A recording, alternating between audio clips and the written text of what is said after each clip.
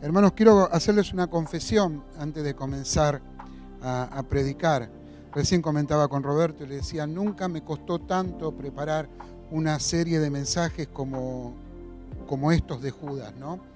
Porque cuando uno lee, lo único que ve es la amargura de Dios, ¿no? El dolor de Dios por los falsos maestros, los falsos profetas, las consecuencias que suceden a veces por el mal obrar en la iglesia. Por eso me costó mucho, pero vino a mi corazón una palabra de parte de Dios que la perfecta obediencia trae perfecta felicidad.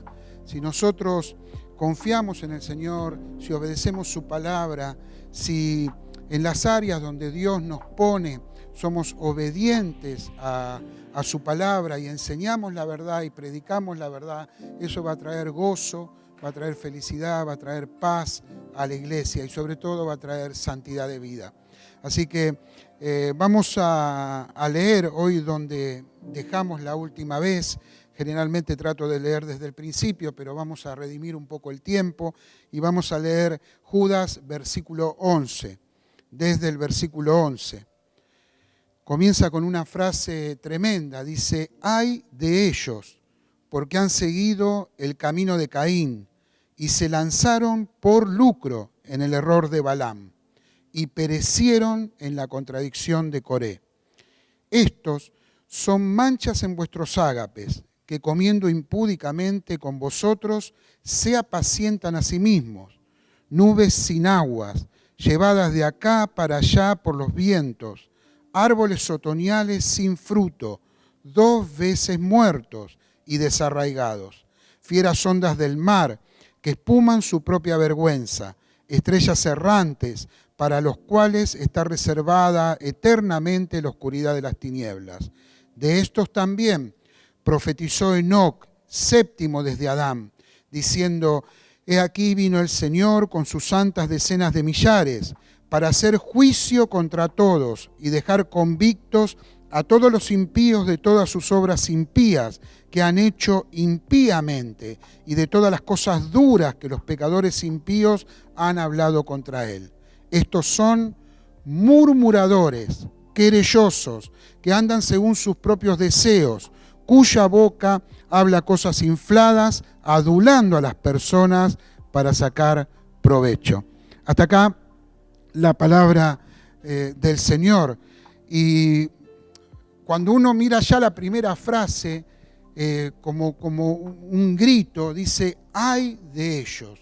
Si nosotros miramos los evangelios, vamos a ver una gran cantidad de versículos donde aparece el Señor Jesús diciendo, ¡ay de ellos! ¿No? Conocemos los famosos ayes del Señor contra los fariseos y contra el pueblo de Israel que se había olvidado de Dios. Sin embargo, cuando nosotros leemos las epístolas, solo en esta epístola de Judas aparece la palabra ay de ellos, la frase ay de ellos. Cuando uno sigue leyendo, se da cuenta por qué Judas dice eso, ¿no? ¿Qué le está esperado? ¿Cuál es el futuro de estas personas que se meten dentro de la iglesia para engañar, para mentir? Y Judas comienza a comparar a los falsos maestros y los falsos profetas con 3 apóstatas del Antiguo Testamento. 3 personas que mintieron, que engañaron, que negaron a Dios en el Antiguo Testamento. Y hace comparaciones tremendas. La primera comparación, el primer ejemplo que da Judas, dice el camino de Caín, ¿no? Cuando uno dice el camino de Caín, dice que ellos se lanzaron en el camino de Caín. Qué interesante, ¿no? Compara a estos hombres con el primer asesino de la historia. La primera persona que mató a su hermano, no por rencor, por odio, pero también la primera persona que quiso darle a Dios una ofrenda que no era agradable a los ojos de Dios. El primer religioso que negó a Dios e inventó una nueva religión, una forma de adorar a Dios de manera distinta. Y luego vino todo lo que él tenía en su corazón, que Dios se lo había dicho, tu corazón es malo, ¿no? Y mató a su hermano. Ahí en la primera carta de Juan, el apóstol Juan nos explica un poquito del corazón de Caín. Dice en 1 Juan capítulo 3, versículo 11 y 12, dice, porque este es el mensaje que habéis oído desde el principio. Fíjese lo que dice Juan, que nos amemos unos a los otros. Entre nosotros, hermanos, nos tenemos que amar. El Señor nos enseña que debemos amarnos. Y después dice, no como Caín, que era del maligno y mató a su hermano. ¿Y por qué causa le mató? Porque sus obras eran malas y la de su hermano justas. ¿No? Y dicen, estos hombres van por el camino de Caín, ¿no? Buscan el camino de Caín, han seguido el camino de Caín. Se podría considerar a Caín como una persona egoísta, como una persona que no tenía fe, que estaba consumido por el odio, por el rencor, adorador de una religión falsa y sobre todo sin afecto por los hermanos. Quiere decir Judas que estos falsos maestros en definitiva se convierten en asesinos de sus hermanos, que no tienen afecto por sus hermanos, que lo que enseñan no sale ni del corazón de Dios, ni de la verdad de Dios, ni de la palabra de Dios, ni siquiera de un corazón bueno por amor a sus hermanos, como era el apóstol Pablo o los apóstoles o tantos siervos de Dios a lo largo de la historia que estaban dispuestos a dar su vida por sus hermanos. Sin embargo, estos hombres no tienen afecto natural, no aman a sus hermanos y todo lo hacen basado en el egoísmo y en el rencor. Hermanos, si una de las cosas que la iglesia debe hacer en este tiempo es detectarlos antes de que sea demasiado tarde. La iglesia debe detectar lo que se predica desde el púlpito, lo que se enseña en las escuelas dominicales. Debe estar atento a quién se sube a un púlpito en una iglesia a predicar, quién está enseñando o discipulando personas, porque llevan un veneno, llevan la muerte en sus propios mensajes. Y esto es lo que está diciendo Judas. Es duro, ¿no? Y es triste ver esto, pero esto es lo que sucede. Después dice el error de Balaam. Cuando uno mira a Balaam, tiene una característica también de estos hombres. Balaam era una persona famosa en ese tiempo.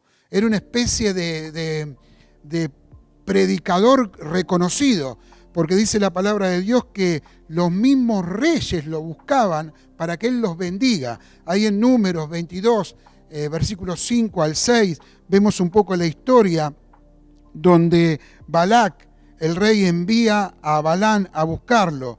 Dice que lo llamasen diciendo, un pueblo ha salido de Egipto y he aquí cubre la faz de la tierra y habita delante de mí. Ven pues ahora, te ruego, maldíceme este pueblo porque es más fuerte que yo. Y quizás yo pueda herirlo y echarlo de la tierra, pues yo sé que el que tú bendigas será bendito y el que tú maldigas será bendito. Este hombre no habló de Dios. Este hombre puso todo el poder en otro hombre, en este profeta, en este predicador itinerante que tenía una especie de poder. Y dice, mirá, yo sé que si vos maldecís a alguien, esa persona va a quedar maldita. Y si vos la bendecís, va a quedar bendito. Fíjense el poder que había puesto este rey en Balaam. ¿Cuál fue el error de Balaam? Si nosotros seguimos leyendo, vamos a ver que este hombre por dinero hacía de todo. Él no tenía ningún problema, inclusive de maldecir a su propio pueblo por dinero. Le interesaba el lucro, el dinero. Se prostituyó por servicio a sí mismo y prostituyó su servicio a Dios. Hermanos, esto no era una simple equivocación. Balaam sabía lo que estaba diciendo. Judas decía, se lanzaron, ¿no? Se lanzaron, decidieron, fueron en el error de Balaam. Quiere decir que deliberadamente estas personas se entregan a la mentira. Se entregan a lo que saben que no es la voluntad de Dios. Miren, a mí me ha pasado muchas veces hablar con personas, inclusive muchas veces predicadores, que uno les explica y les dice, pero la Biblia no dice esto que vos estás enseñando. Y muchas veces he gastado mi tiempo en versículos y en tratar de mostrarles la verdad, y te miran como si estuvieran mirando, no sé, un pajarito que va por el aire. No quieren entender o no quieren comprender. Y hasta te pueden dar la razón. Y al otro día vos los ves haciendo las mismas cosas. Hermanos, este engaño, este error, no es un error casual. Ellos deciden vivir en el error. ¿Cuál era la característica de este Balaam? Primero, lo dominaba la codicia. Estaba en el ministerio profético por dinero, por lograr cosas. Segundo, la palabra de Dios también nos dice ahí en Números 31, que él con su mensaje, con su testimonio y con su propia vida, enseñaba al pueblo a pecar. En su mensaje, él daba un mensaje de tal manera que ponía en menos lo que era el pecado y la ofensa al Señor. O sea, nunca hablaba de pecado Balaam. Nunca hablaba de que el pecado ofendía a Dios y que debían vivir vidas santas. Fíjense ahí en Números 31, 16. Dice, he aquí, por consejo de Balaam. O sea, Balaam fue el consejero que les dijo al pueblo que prevaricasen contra Jehová en lo tocante a Baal Peor, por lo que hubo mortandad en la congregación de Jehová. Los aconsejó mal, los aconsejó a que ellos se pusieran en contra de Dios, dice la palabra. ¿Cuál fue el resultado? Muerte. ¿Cuál es el resultado de no predicar todo el consejo de Dios, de no predicar el Evangelio? Y a mí me duele decir estas cosas, hermanos, me duele muchísimo. Me ha dolido preparar estos mensajes y me duele predicarlos, pero creo que hay vida en la palabra de Dios, hay vida en la verdad. Las familias son bendecidas por la verdad de Dios. Las iglesias son bendecidas cuando se enseña la verdad de Dios. Las iglesias son bendecidas cuando desde los púlpitos no hay miedo en predicar contra el pecado, contra la maldad, contra el engaño. Son bendecidos los hijos porque son educados en la palabra de Dios. ¿Y qué pasó con la mentira? ¿Qué pasó con el engaño? Trajo muerte. Dice que hubo mortandad en la congregación de Jehová. Fíjense lo que es la mentira y lo que es el engaño, lo que es cuando no se predica todo el evangelio de Dios. ¿Qué ha traído en este tiempo la mentira? La mentira ha traído cristianos débiles, cristianos que han visto esta pandemia como algo extraño, como algo que jamás pudiera suceder en un evangelio de prosperidad, en un evangelio de pactos, en un evangelio de comercializar con Dios. Dame esto que yo te doy el doble o el triple o el cuatriple. En un evangelio donde todo va a estar bien, donde es una autopista hacia el cielo y no hay ningún problema. Cuando se encontraron muchos de estos cristianos con este tipo de pandemias y esta lucha y prueba que está pasando el mundo, no pudieron entenderlo, pero los que han sido preparados, los que están preparados, los que sabemos que somos peregrinos en esta tierra, que pasaremos por pruebas y luchas en esta tierra y que tenemos que ser fieles en el dolor y en la lucha, nosotros, hermanos, saldremos vencedores porque sabemos en quién hemos creído. Se nos ha enseñado la palabra, conocemos la palabra del Señor, no nos ha mentido. Él nos dijo que debemos pasar por muchas pruebas y dificultades hasta que lleguemos a la presencia de Él. Hemos sido fortalecidos, preparados por la palabra del Señor. ¿Cómo aconsejó el apóstol Pablo a los de Tesalonicenses cuando estaban pasando por luchas, persecuciones, muertes? Les habló de la eternidad. Les habló de la esperanza, no les dijo que no les iba a pasar nada, que no iban a tener luchas, ni pruebas, ni martirios. Les dijo, hermanos, aliéntense con estas cosas, porque el Señor viene pronto, porque un día vendrá a buscar a su iglesia, porque hay una eternidad, porque ustedes no están como los que no tienen esperanza. Hermanos, la palabra de Dios es vida para nosotros. Debemos obedecerla, debemos creerla, debemos escudriñarla. Tiene que estar en nuestro corazón cada mañana, cada noche, ser formados según la palabra del Señor. Dice también que este hombre enseñaba a pecar. Su vida era una vida que no agradaba a Dios. Sus predicaciones seguramente no hablaban de pecado porque él vivía en pecado. Entonces los que escuchaban decían, bueno, se puede vivir así, se puede vivir pecando, se puede vivir adorando a otros dioses, como en el asunto de Valpeor que dice acá la palabra de Dios. Sin embargo, trajo muerte. Y después habla de la contradicción de Coré, la rebeldía. Número 16 nos cuenta de la rebeldía de Coré, de sus hijos, de su familia. Y dice la palabra de Dios que Dios mismo, el Señor se lo tomó como algo personal, juzgó a Coré, a su familia y a sus seguidores que se habían rebelado contra las enseñanzas del Señor y contra su siervo. Hermanos, qué terrible que es todo esto. Dios se toma en serio la verdad. Dios se toma en serio su palabra. Dios nos toma en serio como predicadores, como maestros de escuela dominical, como discipuladores. Dios toma en serio lo que nosotros hablamos, predicamos y enseñamos. Y después empieza a dar algunos datos sobre cómo son este tipo de personas, estos falsos maestros. Dice Judas ahí en el versículo 12, que son manchas en nuestros ágapes. Miren, ágapes era una referencia a las comidas del amor. Se juntaban para orar, para adorar al Señor, para compartir el pan. También se incluía ahí la Santa Cena, el partimiento del pan, donde ellos recordaban al Señor Jesús. Pero dice que se metían estas personas en los ágapes. Y la palabra mancha es una posibilidad, la traducción, pero la traducción más exacta es roca o escollo.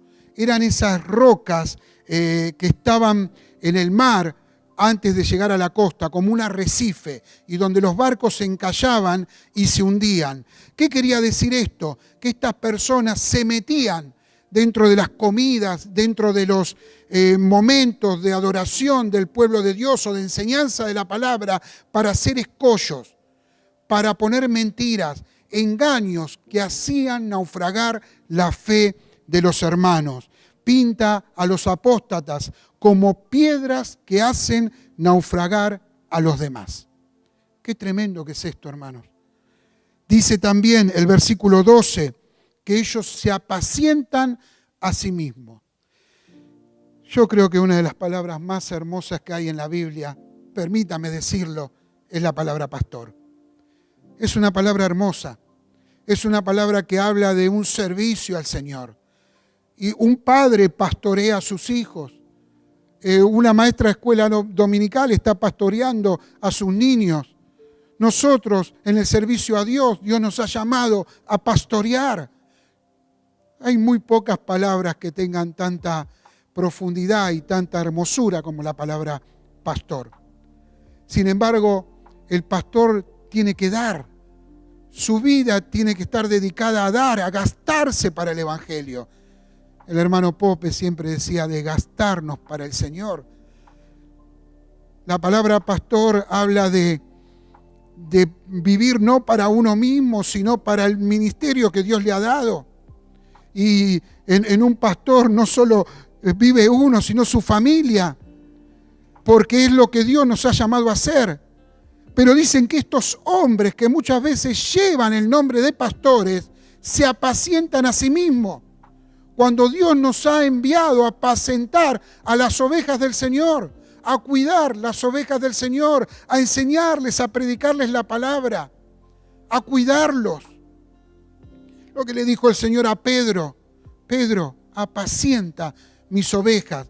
Pero acá Judas está diciendo que estas personas se apacientan a sí mismas. Qué tremendo que es esto. cuando Pablo dijo, yo daría mi propia vida por ustedes. Yo sería anatema por ustedes, porque ustedes estén bien. Eso es un pastor. Eso es un pastor. Estos no lloran, estos no sufren, estos no se gastan, estos se apacientan a sí mismos. Están en los ministerios por dinero. También dice que son nubes sin aguas llevadas por los vientos. Nubes sin aguas. Hermanos, la lluvia en Israel o en todos lados, los que hemos estado alguna vez en el campo, sabemos que la lluvia es una bendición. La lluvia es la que riega la tierra para que pueda el sembrado poder crecer para ser cosechado. Hermanos, la lluvia es una bendición, pero parece ser que estas nubes defraudaban, porque el campesino miraba la nube venir y decía, va a venir una lluvia que va a quitar la sequía y que van a poder crecer lo que he sembrado. Sin embargo, la nube seguía de largo y tenía muy buena pinta. Tenía muy buena pinta esa nube, decía, esa nube trae lluvia, pero al final prometía algo que no podía cumplir, porque era una nube que no tenía nada para dar. Y Judas lo que está diciendo, hermanos y hermanas queridos, lo que está diciendo Judas acá es que son nubes sin aguas, que no tienen nada para dar. En buen porteño, zanatean. No predican la palabra. Dios no les habló en la intimidad. Eligen los mensajes según las personas. Quieren agradar a las personas y Judas lo va a decir también. Nubes sin aguas que no tienen nada para dar, que prometen una lluvia que nunca va a llegar. Ahí en el versículo 12 sigue diciendo Judas, árboles otoñales, sin fruto, 2 veces muertos y desarraigados. Árboles otoñales, árboles que no dan fruto, que no hay frutos en su vida, que no hay frutos espirituales en ellos. Ellos no pueden decir, como decían los apóstoles o Pablo, voy a ir con ustedes a verlos para ver si doy algún fruto entre ustedes. No les interesa el fruto, les interesa que ellos tengan las hojas muy verdes, que crezcan, que sean bendecidos por las personas, no dar fruto. Y dicen 2 veces muertos y desarraigados. Yo creo, hermanos, que acá cuando Judas está diciendo 2 veces muertos, lo que está hablando es de que ellos van a sufrir la segunda muerte, que están condenados, que Dios los ha condenado. Sufrirán la primera muerte y sufrirán la segunda muerte lejos del Señor. Ellos no podrán decir, Señor, me equivoqué. Predicó un evangelio, pero que no era muy distinto. ¿Recuerda? Aléjense de mí, obradores de maldad, no los conozco. Pero Señor, en tu nombre echamos fuera demonios, no los conozco. Hermanos, cuando uno lee estas cosas en la Biblia, piensa, pero qué tremendo es esto. Pero vuelvo a repetirles, hermanos, la verdad trae gozo a la iglesia, trae paz a la iglesia, trae confianza, trae santidad, trae presencia del Señor en la iglesia, trae llenura del Espíritu Santo a la iglesia y a sus miembros y a las familias de la iglesia. Después dice, fieras ondas del mar que espuman su propia vergüenza. Versículo 13, fieras ondas del mar que espuman su propia vergüenza. Este versículo me hace acordar a otro que está en Isaías 57:20.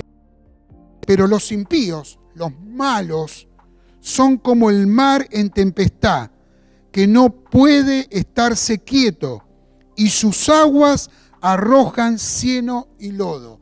¿Nunca le pasó caminar por una playa a la mañana y ver las algas muertas en descomposición, algún animal muerto y todo lo que ha dejado después de una tormenta el mar? Basura. Y hermanos, lo que dan y lo que dejan es basura. No sirve para nada, como los desechos que quedan en el mar. Volvamos a leer. Fieras ondas del mar que espuman su propia vergüenza. Solo tienen para dar basura, desecho, algo que no sirve. Y por último dice, estrellas errantes. Qué increíble, ¿no? El Espíritu Santo cómo le habló a Judas para darnos a entender cosas que después serían más patentes que en el momento de Judas.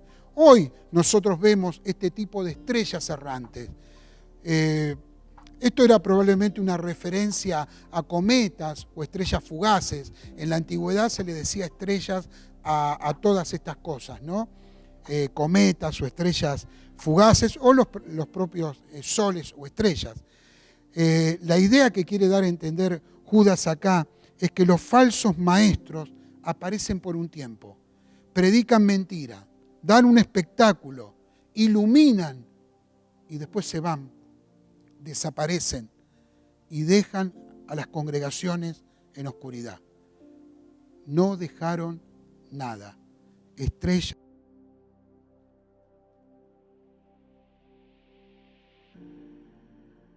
Diciendo, estos son murmuradores, querellosos. Después dice que son, que andan según sus propios deseos, cuya boca habla cosas infladas, adulando a las personas para sacar provecho.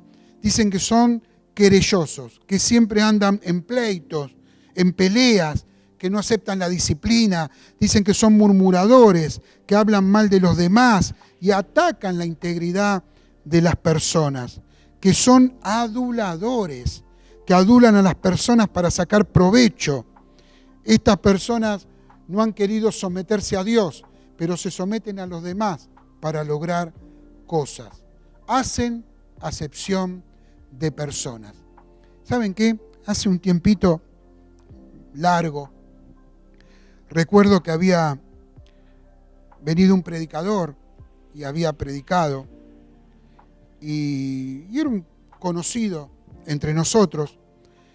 Y resulta que yo estaba ahí parado, saludando, charlando, y se acercó un hermano que era de humilde condición.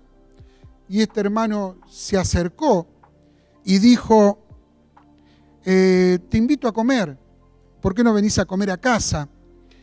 Y el hermano que había predicado aceptó y no hubo ningún tipo de problema con eso.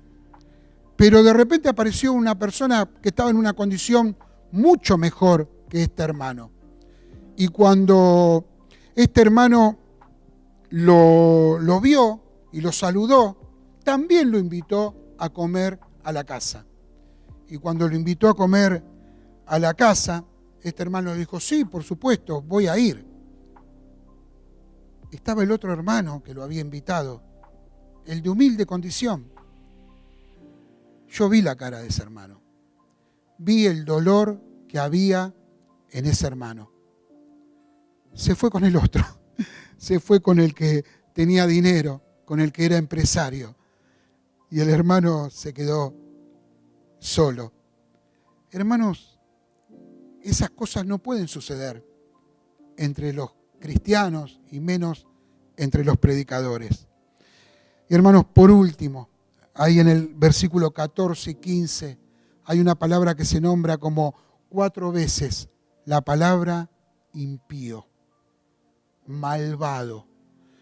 Dice Judas, de estos también profetizó Enoc, séptimo desde Adán, diciendo, he aquí vino el Señor con sus santas decenas de millares, para hacer juicio, fíjese cuántas veces lo dice Judas, contra todos y dejar convictos a todos los impíos de todas sus obras impías que han hecho impíamente y de todas las cosas duras que los pecadores impíos han hablado contra él. Lo que dice Judas, todo lo que hacen es maldad, todo lo que hacen es obra mala. Hace unos años vi un video que después lo volví a ver varias veces. En ese video había un anciano predicando la palabra. Y mientras predicaba la palabra, este anciano comenzó a llorar. El anciano era David Wilkerson, un querido predicador que hablaba con Roberto, que tuvimos la oportunidad de ir a verlo y escucharlo predicar. Es el hermano que una vez decidió dejar el lugar donde vivía para ir a predicarle a los drogadictos, ahí en Nueva York, y fundó una hermosa iglesia ahí en Nueva York.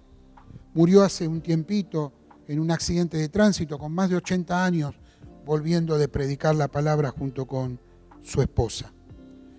Pero me dolió tanto ver ese anciano frágil, peleador de 1000 batallas, llorando en el púlpito. Él había predicado un mensaje que se llamaba Un llamado a la angustia. En ese mensaje él había pasado una serie de videos que mostraban los desastres que se hacen a veces en las iglesias, las cosas que se predican en los púlpitos. Él había mostrado personas en el suelo, personas riéndose, personas pidiendo dinero. Era muy triste y este hombre no pudo resistir y se puso a llorar. Recuerdo que cuando lo vi, lloré con él. Sentado en el living de mi casa, lloré con él por ver la tristeza de ese hombre de Dios. Si Pablo estuviera en este tiempo, lloraría. Si el apóstol Pedro estuviera en este tiempo, lloraría. Si tantos predicadores que han pasado por la historia estuvieran hoy, llorarían. Y creo que nosotros como hombres de Dios y mujeres de Dios también tenemos que llorar. Porque detrás de esos falsos profetas hay familias que se pierden y hay iglesias que quedan heridas de muerte por ese mal mensaje, por esa mentira que están diciendo.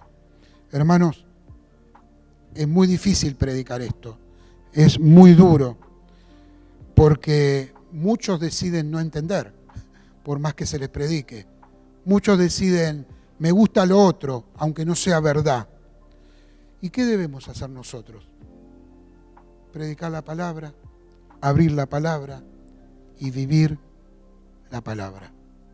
Son tiempos duros, los estamos viviendo, pero ¿sabe qué? Mi dolor no es la pandemia, aunque la pandemia duele, porque creo que trae muchos más muertos la falsa enseñanza. Muertos acá, muertos espirituales. Nosotros podemos pasar una pandemia, podemos pasar por una enfermedad, pero como alguien dijo una vez, no me lloren, voy a estar más vivo que nunca. Tenemos un mensaje para predicar. Oremos. Señor, te damos gracias, Padre, por este tiempo. Gracias por la iglesia. Gracias por tu palabra, Señor, por tu preciosa palabra. Permite, Señor, que la abramos cada día y que la podamos predicar. Que podamos dar todo tu consejo. Señor, examínanos y muéstranos si hay en nosotros algo malo, si estamos enseñando algo que no está bien. Ayúdanos siempre a mantenernos en la fe y en la verdad. Y bendice a nuestra iglesia, Señor. Bendice a nuestra iglesia, que podamos ser luz, que podamos ser un faro. No queremos, Señor, ni fama, ni que nos quieran, ni que nos aplaudan. Queremos serte fiel a ti, obedecerte a ti y ser sobre todo una iglesia que predique tu palabra. Bendice a las familias, bendice nuestra iglesia, nuestro pastor, y si alguna familia de nuestra congregación, Señor, está siendo confundida, Padre, ayúdanos, Señor, a predicar tu verdad. Ayúdanos a defender la verdad, a cuidar a nuestros hermanos, a apacentar las ovejas. En el nombre de Jesús. Amén.